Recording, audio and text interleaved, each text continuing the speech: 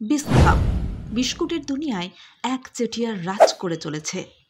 বাজারে দেদার বিক্রি, শহরের অলিতে গলিতে খুলছে জাস্ট বেকটের মতো আউটলেট। কিন্তু জানেন কি, এই এত বড় বিস্কুট কোম্পানির প্রতিষ্ঠাতাকে? কিভাবে এই কোম্পানি আজ ভারতের চতুর্থ বৃহৎ ব্যবসার তকমা পেল? খুব ছোট বয়সে বাবার হাত ধরে গ্রাম ছেড়েছিলেন, পাড়ি দিয়েছিলেন তিলোত্তমার উদ্দেশ্যে। সেখানে একচিলতে ঘরে পরিবার নিয়ে থাকতে শুরু করেন। পেট চালাতে বাড়ি বাড়ি দুধের প্যাকেট বিলি করতেন। তার সঙ্গে জোর কদমে চালিয়ে গিয়েছেন নিজের পড়াশোনাটাও। আসলে এই মানুষটা ছিলেন খুবই মেধাবী। আর ওই যে কথাই বলে না, মেধা কখনো চাপা থাকে না, একদিন তা প্রস্ফুটিত হবে। সেটাই হয়েছিল এই মানুষটার সঙ্গে। কথা হচ্ছে কৃষ্ণচন্দ্র পালের। সংক্ষেপে যিনি মানুষের কাছে পরিচিত কেডি পাল হিসেবে। ইনি বিস্ক ফার্মের প্রতিষ্ঠাতা, একজন সফল ব্যবসায়ী, যার ব্যবসা দেশের চতুর্থ বৃহৎ কোম্পানি হিসেবে পরিচিত, যেখানে প্রায় ৩,৫০০-এরও বেশি কর্মচারী কাজ করে চলেছেন দিনরাত। তবে এই সফলতা পেতে কিন্তু অনেকটাই কাঠখড় পোড়াতে হয়েছে এই মানুষটাকে। কথাই বলি না, কষ্ট না করলে যে কেষ্ট মেলে না, তারই যেন জলজান্ত উদাহরণ এই মানুষটা। খুব ছোট বয়সে বাবার হাত ধরে পূর্ব বর্ধমানের কামারকিতায় নিজের বসত বাড়ি ছেড়েছিলেন। কৃষ্ণচন্দ্রের বাবা পূর্ণচন্দ্র দাস বিয়ের আংটি বিক্রি করে রওনা দিয়েছিলেন কলকাতার উদ্দেশ্যে, কারণ সেই সময় তাদের হাতে মোটা অঙ্কের টাকা ছিল না। সেখানে একচিলতে একটি ঘরে ছেলে মেয়েদের সঙ্গে নিয়ে বাস করতে শুরু করলেন পূর্ণচন্দ্র পাল। আর নিজে একটি সামান্য বেতনে চাকরি করতেন। এদিকে পড়াশোনার পাশাপাশি ছোট্ট কৃষ্ণ তখন বাবাকে সাহায্য করতে শুরু করলো। বাড়ি বাড়ি দুধ বিলি করতেন সাইকেলে চড়ে।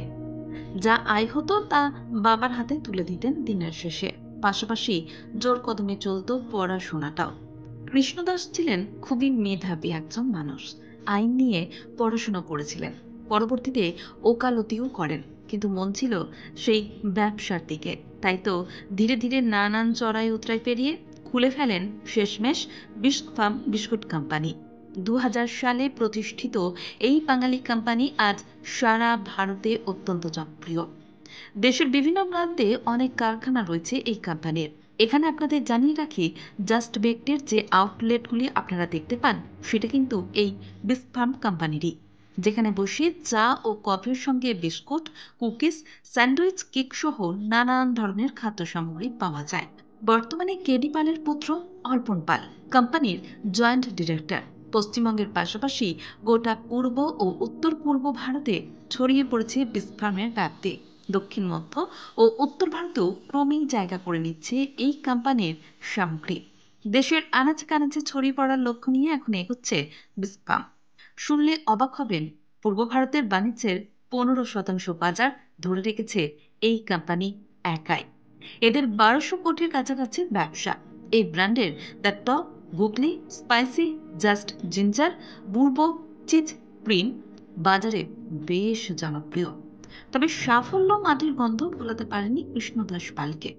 নিজের গ্রামকে খুব ভালোবাসতেন। গ্রামে ১১২টি পথবাতি লাগিয়ে দিয়েছেন তিনি। আর এই পথবাতির বিদ্যুতের বিলও তিনিই দিতেন। শুনে কেমন অবাক হচ্ছেন, তাই তো? গ্রামের মানুষদের অনুরোধে বাড়ি বাড়ি পানীয় জলের সংযোগও করে দিয়েছিলেন এই মানুষটা।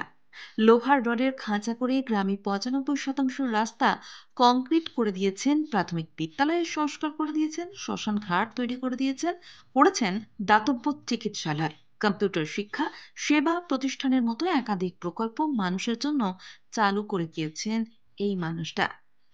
শোনা যায় তার বসতভিটা কামারকিতার আশেপাশের বেশ কিছু গ্রামের প্রাচীন মন্দিরও নাকি তিনি সংস্কার করে গিয়েছেন। নিজের গ্রাম সহ আশেপাশের গ্রামের প্রচুর যুবকের কর্মসংস্থানও করে দিয়ে গেছেন এই মানুষটা। এই মহৎ মানুষটা ২০২০ সালে প্রয়াত হন। তবে তিনি সশরীরে না থাকলেও তার করে যাওয়া কর্মকাণ্ডগুলি আজও তাকে জীবন্ত করে রেখেছে। এরকম বড় হৃদয়ের কটা মানুষই বা হয় বলুন না?